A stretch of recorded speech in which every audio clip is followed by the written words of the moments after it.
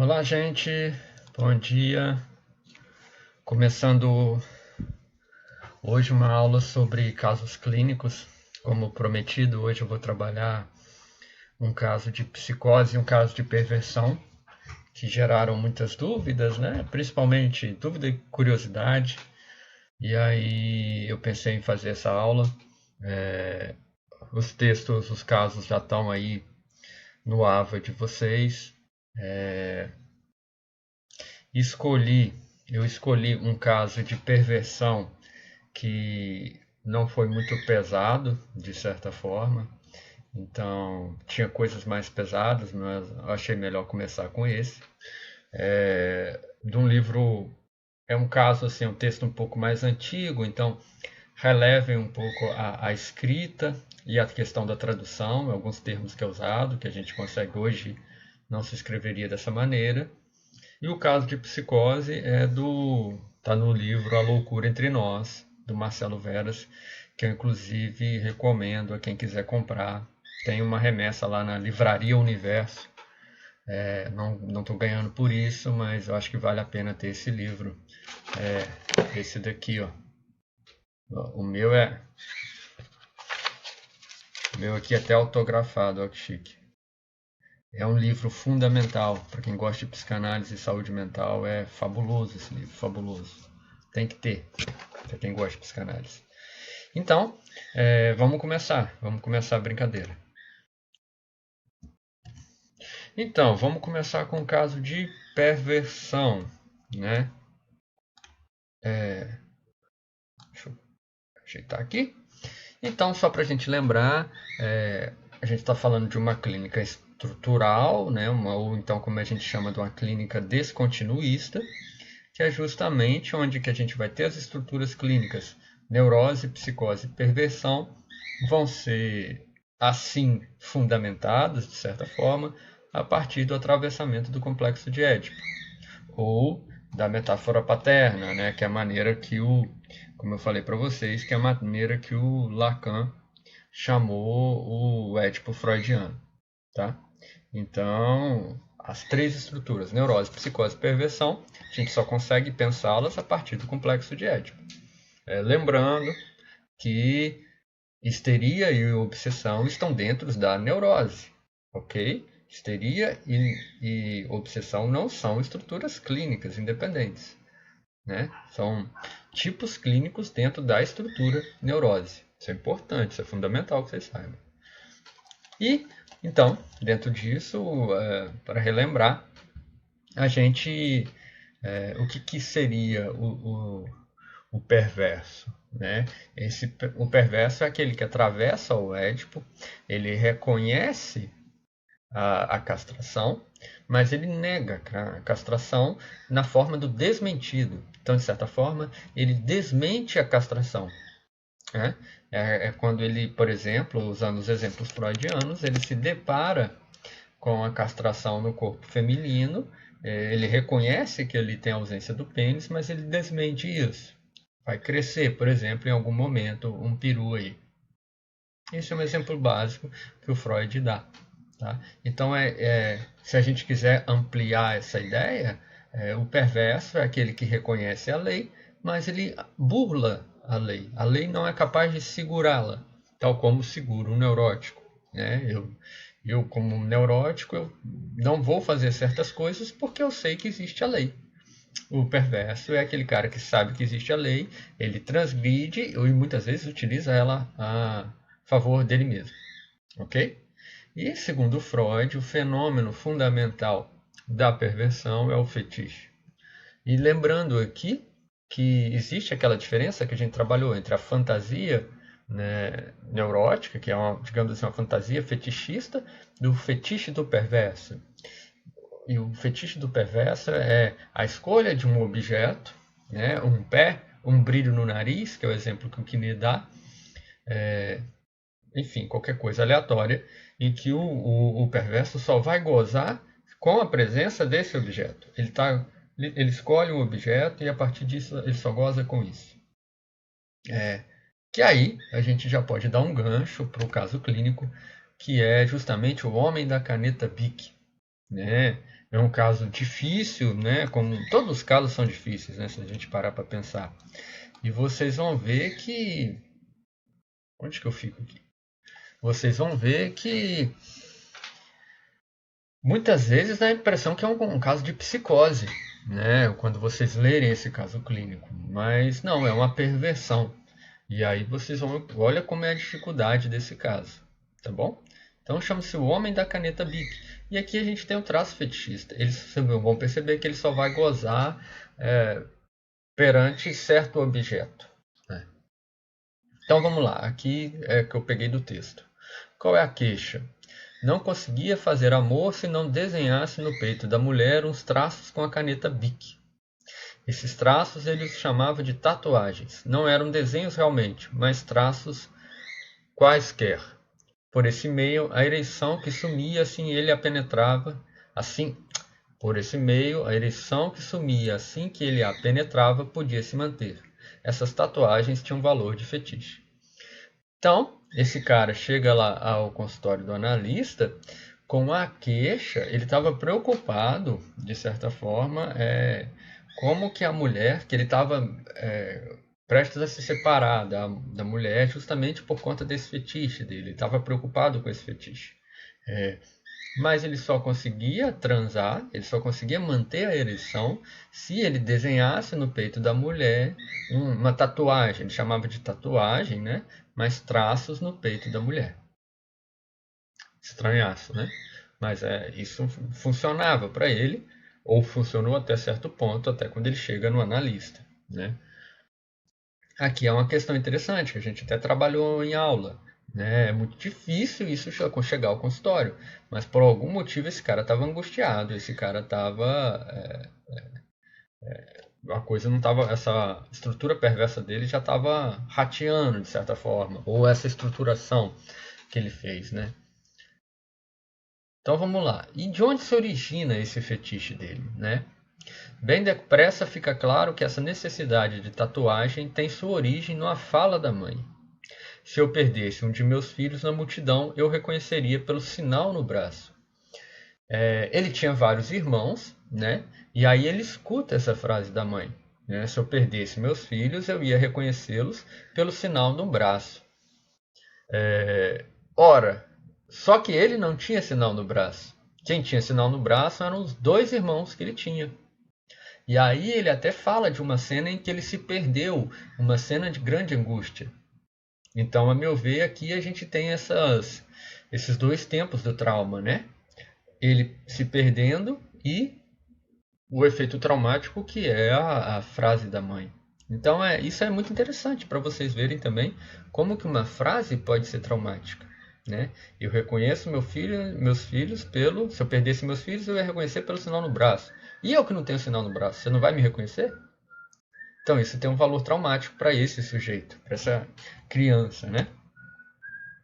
E aí, ao longo do caso clínico, a gente vê que ele passa a criar certo jogo, né? Um jogo entre carimbar-se e masturbação. E aí, a primeira cena é quando ele está na fábrica do pai e ele acha lá um carimbo, ele se carimba, depois ele faz o movimento de se mostrar carimbado, retorna e se masturba. Então, assim, eu até coloquei aqui como é interessante a gente estudou muito essa questão do objeto, então é muito interessante vocês perceberem como que, atrelado a esse fetiche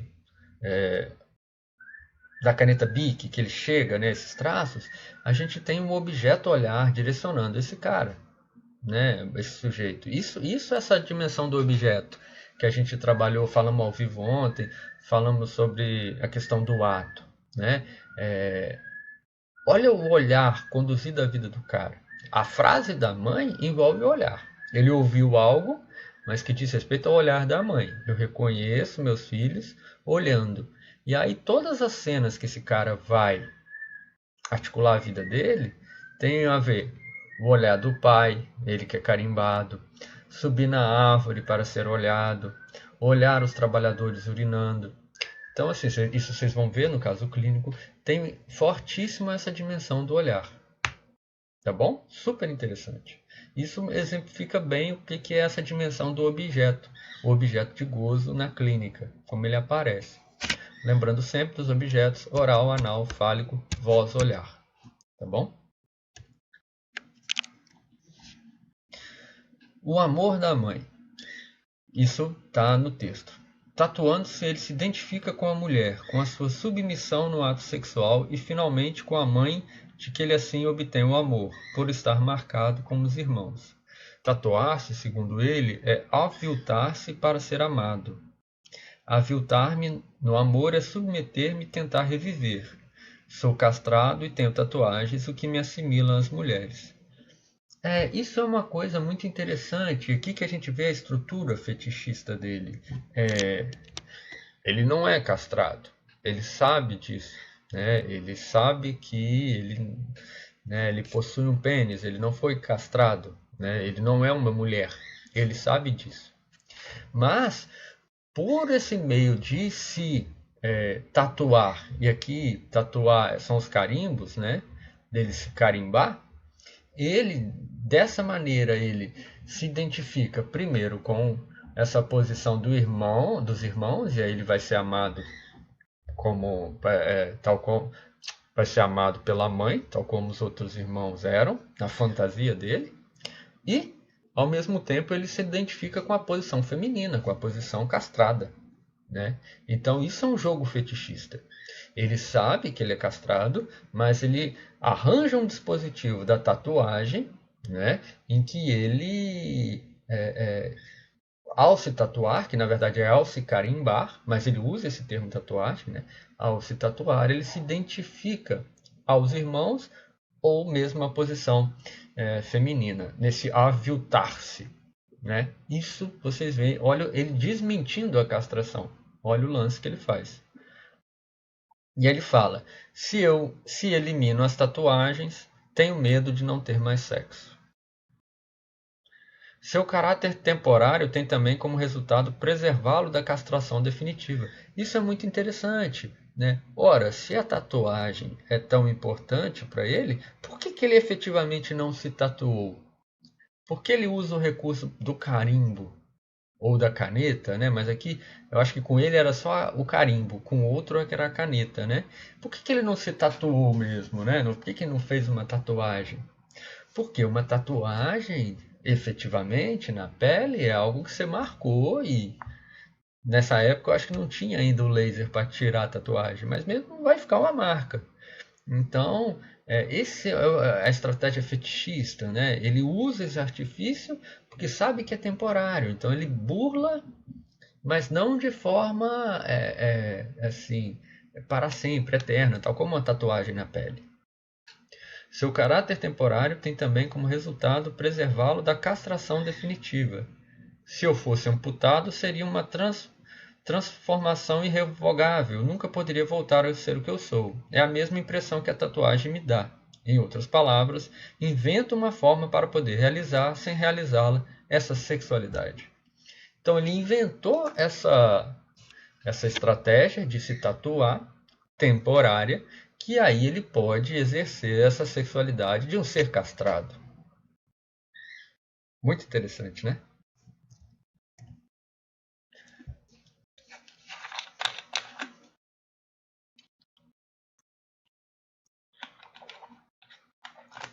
Entre a verdadeira. E aí eu coloquei essa questão, né? E como é que se dá essa relação dele com a psicanálise, né? A relação do perverso com a psicanálise. Entre a verdadeira tatuagem, que seria o fracasso da minha vida, eu não poderia fazer análise se fosse tatuado, seria submissão total à minha mãe. E a imitação de tatuagem que me fazia atingir o orgasmo, e era uma espécie de liberação, há uma diferença fundamental. A tatuagem é de um lado a submissão à minha mãe, de outro lado é a renúncia temporária. Então, ele fica nesse jogo. Se ele se tatua de forma eterna, vou usar esse termo aqui, ele vai estar totalmente submisso ao desejo da mãe, né? E ele já sai, ele não é um psicótico, ele conseguiu sair disso de certa forma, mas ao mesmo tempo ele quer gozar como uma mulher, ele quer gozar do lado castrado, né? E aí ele faz algo temporário, né? Ele se preserva assim de uma transposição definitiva, não naufraga na loucura. Interessante isso, né? Porque se ele fica aqui totalmente submisso à mãe, provavelmente ele surta, ele se torna um psicótico, seria uma estrutura psicótica, mas é uma estrutura perversa. Esse cara não é maluco. Mas isso aqui é interessante. Olha, né, por senso comum, provavelmente vocês estão lendo esse texto, vocês falaram, porra, que doideira.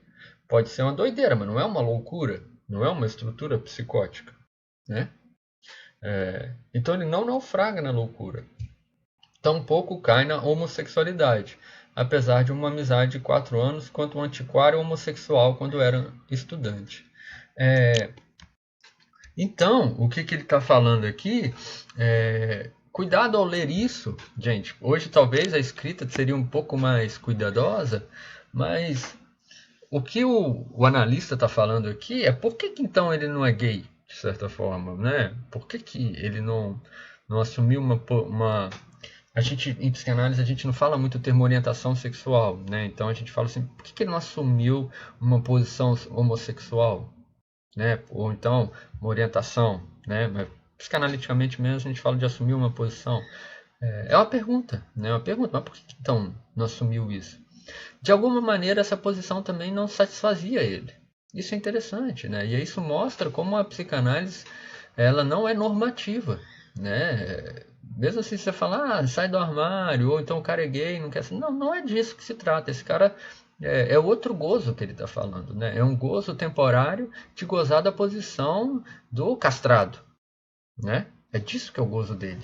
Não necessariamente ser homossexual. E aí, né, esse analista, né, que está relatando esse caso, ele fala também, que é muito interessante, como da reação negativa que tem no tratamento, né? E aí, relação terapêutica negativa, a gente está falando da transferência e das resistências que ele tem ao tratamento, esse perverso, né? Então, na parte final do caso, a gente vê o analista se deparando com é, muitos questionamentos por parte desse paciente, muita raiva, esse acting out, né, de um relacionamento temporário que ele abre mão dessa, dessa estrutura fetichista, abre mão muito entre aspas, mas que o próprio analista percebe que foi mera encenação, né, que depois que esse relacionamento não dura. Então isso é muito interessante, esse aspecto, mostrar como é que dá o aspecto transferencial desse caso. Fala o analista. Ainda não falei do pai. Ele descreve de maneira grotesca as relações dele com a mãe, mas ele é, entretanto, personagem importante, nem que fosse só pela identificação do paciente. Olha a cena que ele descreve. Minha mãe ficava por baixo, ar pouco contente, e meu pai se esforçava por cima. Eu o julgava pouco forte sexualmente, certamente porque estou nesse caso. Talvez também devido às detestáveis alusões de minha mãe. Era um goza pouco. Olha que coisa forte, né? Então a mãe contava para ele as transas com o pai, né? E aí ele define o pai como um goza pouco. Olha, isso é a dimensão do significante, né? Goza pouco. E aí a gente tem que imaginar, imaginar não, porque imaginar é imaginário, né? A gente tem que investigar isso, né? O que efeitos um goza pouco, você nomear seu pai enquanto um goza pouco e que efeitos isso tem, né, analíticos, né, que efeitos tem para o sujeito, né, quanto chamando o pai de um goza pouco, né, e não sei para que eu mexi nisso, né. E lembrando aqui também que ele chega com uma estratégia em que ele precisa desenhar a parceira sexual para a ereção continuar. Então, isso já mostra como esse significante goza pouco rebate nele, bate no corpo dele, né? Então, isso a gente não pode desmerecer. Mas, isso também é um significante que aparece na transferência, ok? E aqui que é a reação terapêutica negativa. Ou seja, o analista ele faz de tudo para mostrar que o analista também é um goza pouco, ou seja, um cara que não é impotente de certa forma, né? Sem dúvida alguma, ele me põe no mesmo plano que ele quando me denigre. Essa palavra denigre hoje em dia não se usa mais, né? Assim, traduções, a gente nem sabe se no francês estava escrito assim. O Senhor certamente não é o analista que eu precisava. Sua voz, seu físico, ele me desafia de poder fazer seja o que for para ele. E fico impotente diante de sua reação terapêutica negativa, reação que mantém senão seu conforto, pelo menos sua segurança. Então, o analista está falando da dificuldade de sustentar dentro da transferência essa reação terapêutica negativa, essa resistência que o analisando está colocando. Justamente colocar o analista nesse lugar de goza pouco, de um cara impotente.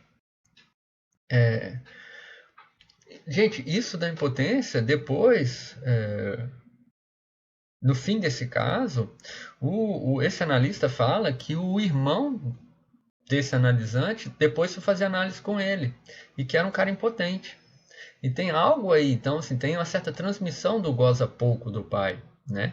Isso é muito interessante. E muito interessante como aparece na transferência, né? E a questão da direção do tratamento? O paciente preferia gozar da castração da mulher, graças à tatuagem fetiche, a afrontar a angústia da castração masculina. Ou seja, né, ele preferia, a partir da tatuagem fetiche, transpor, desmentir o advento da castração, se colocando aí como um sujeito castrado, né? Do que assumir essa posição masculina e assumir, aceitar a castração pela via do recalque, né? Enquanto seu aspecto traumático. Porque assim, ele tinha uma posição masculina, de certa forma, assim, no sentido que ele tinha um pênis, ele sabia, ele atravessou o complexo de Édipo. Mas se a gente falasse que estava uma neurose, né, ele, enquanto homem, ele, ao significar essa ameaça da castração, ele ia negar isso pela via do recalque.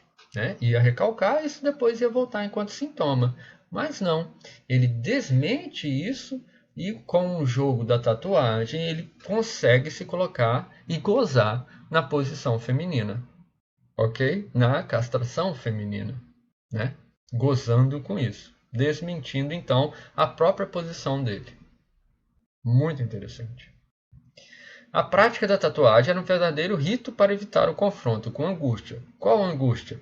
Justamente a angústia se ele tivesse assumido, né, aqui cabe esse termo assumido, no sentido de assumir a posição neurótica.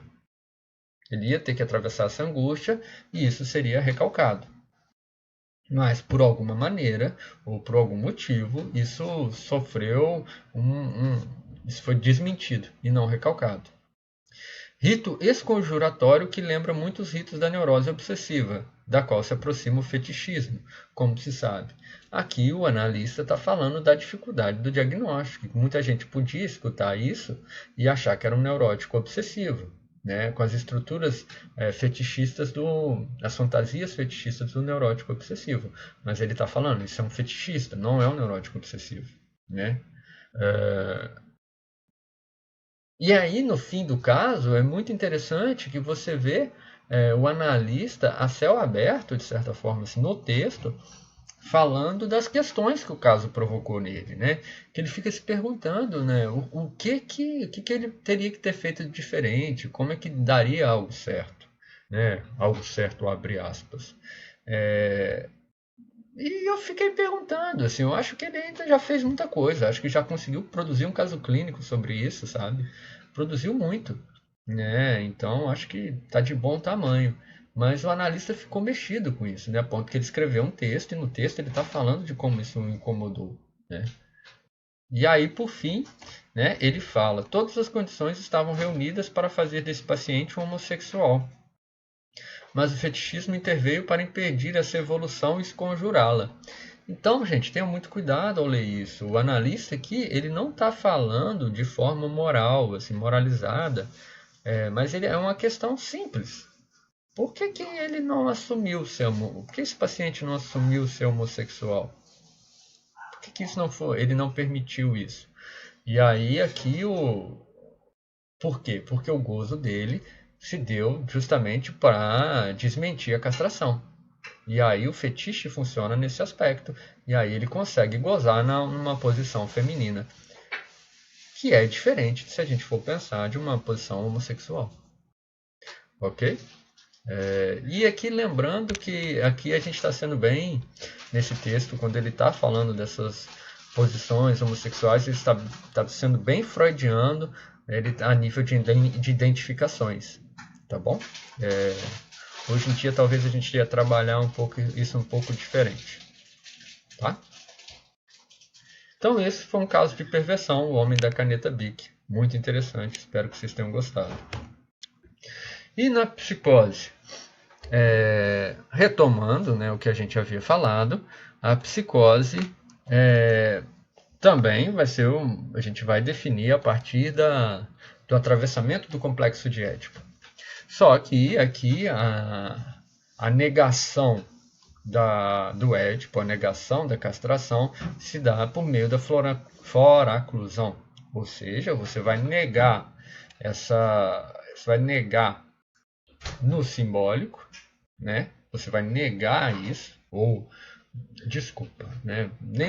Desculpa, o termo não é negar. Você vai rejeitar, porque a gente tem que pensar numa radicalidade da coisa, né? O que nem usa negar, mas na verdade eu acho que rejeitar é melhor. Ele rejeita o termo, ele rejeita a dimensão da castração, né? Então ele de certa forma manda para fora e aí isso retorna no real. Né? Real, a gente já trabalhou nos ao vivo, o real não é a realidade. Quando a gente está falando do real, é aquilo que escapa ao que a gente consegue imaginar e aquilo que a gente consegue falar. O real é justamente aquela dimensão do sem lei, aquilo que nos afeta e que a gente não consegue falar sobre isso. Então, o psicótico é aquele que, de certa forma, ele é tomado pelo real, justamente pelo mecanismo da foraclusão. Já que eu rejeito isso no simbólico, isso que é rejeitado vai retornar no real. E aí eu vou alucinar. E aí eu vou ouvir coisas, eu vou ver coisas que têm uma dimensão de certeza, tá? Mas que só tem um sentido para mim, tá bom? E por isso, por exemplo, que a gente discutiu isso ontem no ao vivo, né? Porque a paciente lá do caso do Quiné que fala que ele era um lacraniano, né? Isso é um neologismo, ela cria uma palavra nova, né? E ela cria uma palavra nova que tem sentido para ela. E por que ela consegue fazer uma palavra nova? E por que ela consegue dar sentido a uma palavra nova que a gente não consegue entender? Porque ela usa o simbólico, né, sendo regido por outra ordem, né? Ela não habita a neurose em que a gente está no simbólico, que sabe as cadeias linguísticas, né, e as convenções linguísticas que nos fazem compreender. O psicótico, já que rejeitou o simbólico, ele vai usá-lo de outra forma, ok? Ele está no simbólico, mas utiliza o simbólico a partir de outra perspectiva. Bom, esse caso, como eu disse, está no livro do Marcelo Veras. Mais uma vez falo para vocês comprarem. Livraria Universo, lá do Rio de Janeiro. Eu estou falando isso porque esse livro está esgotado, tá? E chegou uma edição, uma remessa nova lá. Tá? Eu acho que R$65. Vai mim, minha cachorra aqui. Vai mim. E o Veras chamou esse caso de um amor impossível em um caso de esquizofrenia, tá? Que aí, qual que é a queixa, né? Calma. Quando foi a primeira crise psicótica, a gente vai ver que aqui não foi a primeira crise psicótica, tem momentos antes, né? Mas aqui o que ela relata, que a primeira crise psicótica foi o nascimento da segunda filha, quando ela tinha 25 anos de idade, ok? Muito comum, uma caso de um surto quando se dá o nascimento de um filho, né? Tanto para homens quanto para as mulheres, muito comum isso. E por quê, gente? É porque isso envolve também uma nova nomeação. Quando minha filha nasceu, eu me tornei pai. Eu não tinha como ser pai antes de nascer minha filha. Né? Então, a partir do momento que minha filha nasce, ganha um novo significante, ganha um novo nome. Pai. Lucas passa a ser pai. Né? Outro registro que eu vou me orientar no simbólico. Se eu não estiver bem estruturado na minha neurose, se eu for um psicótico, às vezes essa nova nomeação pai, eu não consigo significar isso e eu surto. Muito comum. Muito comum mesmo. Então, esse foi o caso dessa paciente. Né? No segundo nascimento, vai saber porque o que acontece no segundo, ela tem um surto. Mas ela fala que mesmo tendo esse surto, ela vive bem. Isso é uma coisa importante, que eu quis trazer esse caso para vocês, justamente para vocês tentarem abandonar esse senso comum de que o psicótico vai ser aquele cara quebrando as coisas, pirado, vendo alienígenas, o Marlon Brando saindo aqui, vendo me pegar meu pescoço. Não é isso, não é isso. Isso senso comum que a gente tem é uma pessoa em surto. E esse caso é interessante, e é o que eu tenho falado em sala de aula, que a gente convive com psicóticos estabilizados. A gente convive. Às vezes a gente não percebe, ou a gente fala, pô, essa pessoa é muito doida, né? E às vezes o psicanalista vai falar, realmente, ela é psicótica. Entende? Faz parte, é o nosso universo, tá? Então essa paciente vive bem. Ela fala, ela vive bem. Mas qual que é a queixa dela? Uma persistente incapacidade de amar. Sofre por não sofrer de amor. Eu achei interessante isso que eu estou lendo tô lendo aqui, ó, Mrs. Dalloway, da Virginia Woolf, e aqui tem um personagem, não sei se vocês assistiram o filme As Horas, né, que é baseado nesse livro da Virginia, e aí tem um personagem que ele vai cometer um suicídio, né? E aí é muito interessante nesse livro que é a mesma queixa. Esse cara que vai se matar, ele fala disso também. Ele não sofre com as questões humanas, de certa forma, com a morte, com o amor, né? Muito interessante. Não sei se vocês sabem, a Virginia Woolf, a autora do livro, se mata também, né? É psicótica. Então essa é a queixa dessa paciente. Ela incapacidade de amar, sofre por não sofrer de amor. E aí aqui remonta uma primeira crise, né? Uma primeira crise psicótica, efetivamente. Já falei isso em sala de aula para vocês também. Né? O ato sexual em que o orgasmo se transformou em sensação de morte e tornar-se etérea. Olha que interessante. Então, na transa, o orgasmo, essa sensação, transforma-se em sensação de morte e o medo de se tornar-se etérea. Olha que coisa diferente, né? E aí, e por que isso acontece? Justamente por causa dessa rejeição do simbólico, por causa da foraclusão. Você transa, você tem essa sensação no corpo e você não tem instrumental simbólico para nomear isso. E aí você alucina, tal como ela alucinou, sensação de morte e medo de tornar-se etérea. Né? E aí é muito interessante, olha os artifícios que ela constrói para não surtar. Né? Isso sem análise, tá, gente? Ela protege disso a partir da masturbação. Então, o gozo só é possível a partir da masturbação, o orgasmo, de certa forma. Né? Então, e aí até o Veras fala, né? Essa masturbação que ela passa a realizar é justamente uma tentativa de localizar esse gozo, localizar, já que ela não consegue nomear, no próprio corpo. Né? E aqui é muito interessante aqui, etérea é como ela descreve os momentos em que seu corpo deixa de lhe pertencer. A paciente relata que entra em conexão com o cosmos e com a vida de seus mortos, como se todos eles invadissem seu corpo, proferindo mensagens que se superpõem sincronicamente. Olha que impressionante, cara. Olha o que é que ela sente quando ela tem um orgasmo, né, que acaba provocando um surto nela, né? É impressionante, né? Eu acho assim incrível, eu acho fascinante, mas eu não estou aqui romantizando o sofrimento dela, né? Isso aqui é uma angústia terrível, terrível, né?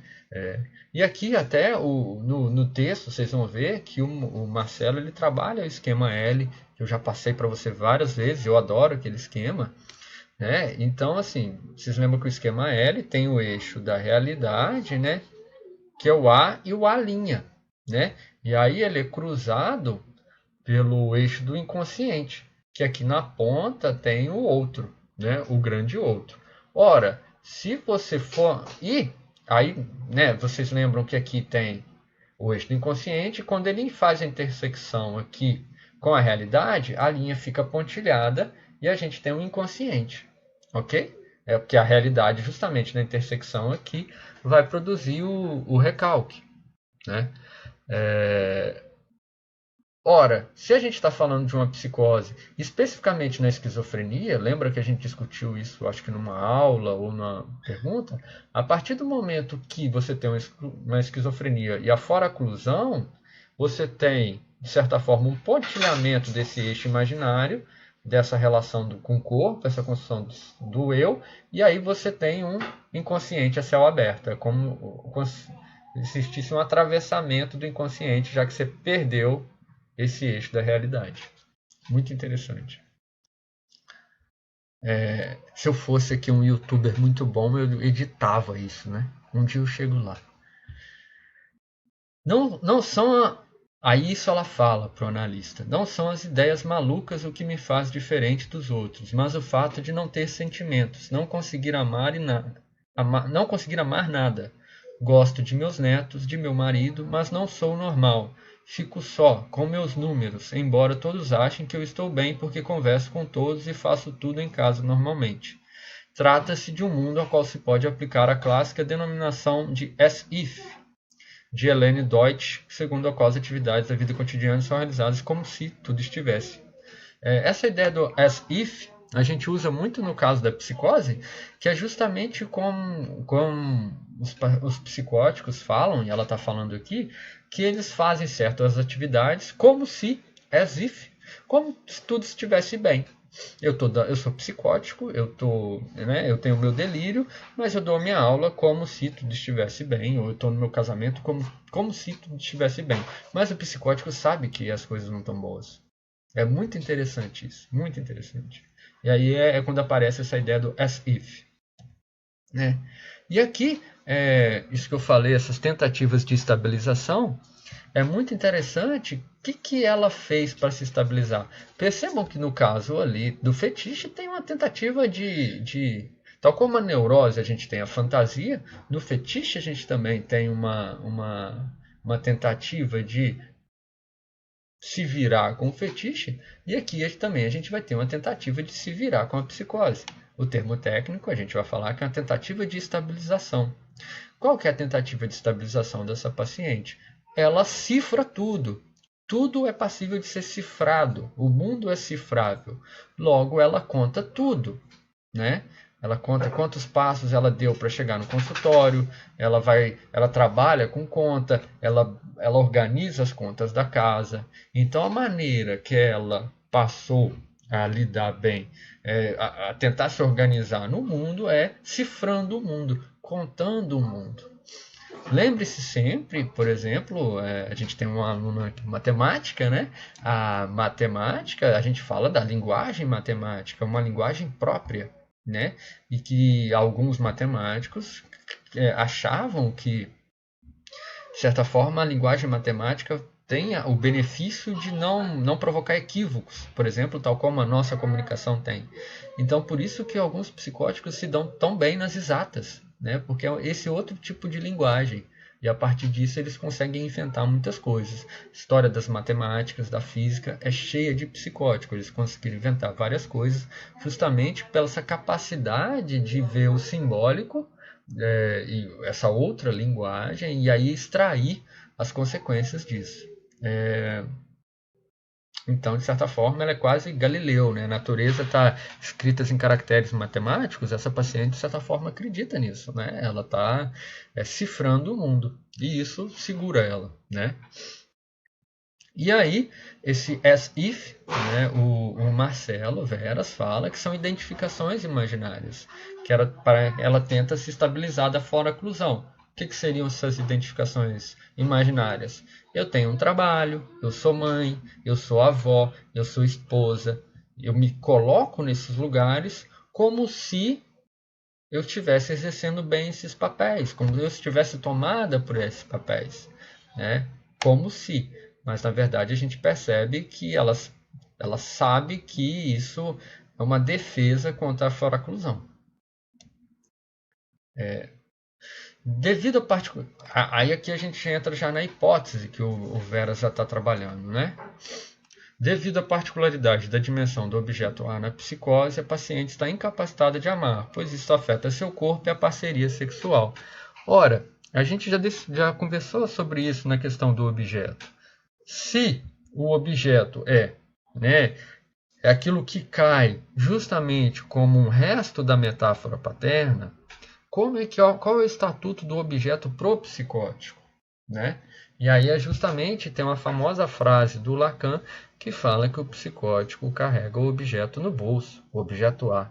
Então essa separação do objeto na psicose, que é muito mais clara, já que na neurose é muito mais clara, na psicose não é. Existe um grude entre o psicótico e o objeto. Por isso é que ele ouve coisas, ele vê coisas, né? Assim, ele é perseguido pelo olhar, ele é perseguido pela voz. Né?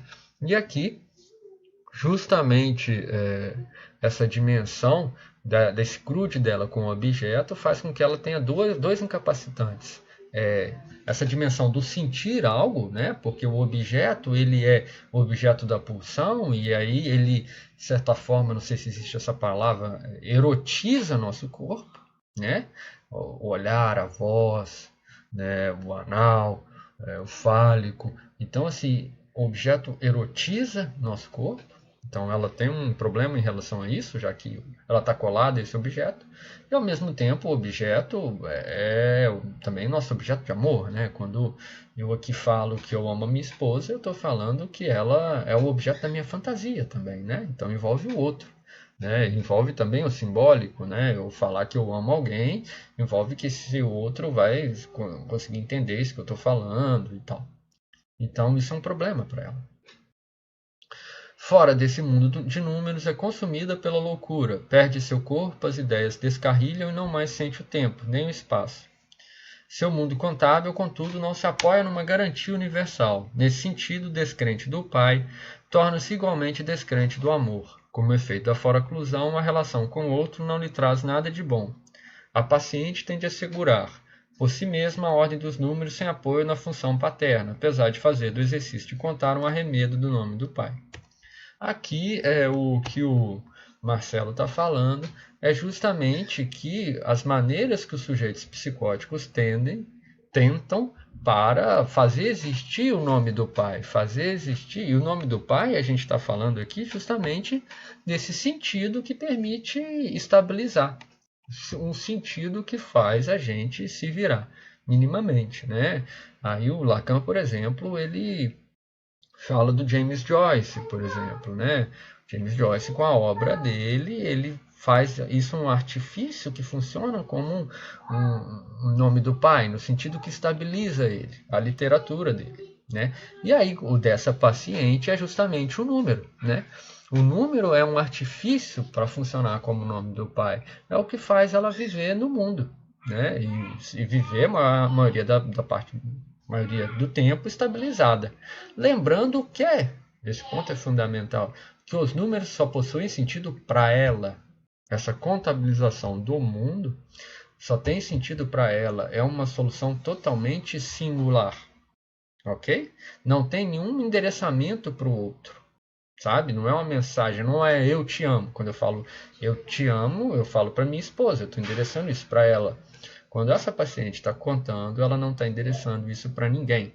Isso é só uma tentativa literalmente de tratamento que ela mesma inventou. Ora, e qual é a função do analista? E aí quem perguntou sobre a questão da transferência, né, com a psicose, eu falo sempre assim, que é uma transferência muito mais real, né, eu acho que esse caso mostra muito isso, né, que a função do analista é justamente aquela que o Lacan falava, que é o secretário do alienado, ou seja, é simplesmente receber esse código e acusar, está funcionando, você está bem, está estabilizada, é isso, né? Só que a gente pensa que isso é simples, mas não é nem um pouco simples, porque é uma transferência muito mais real.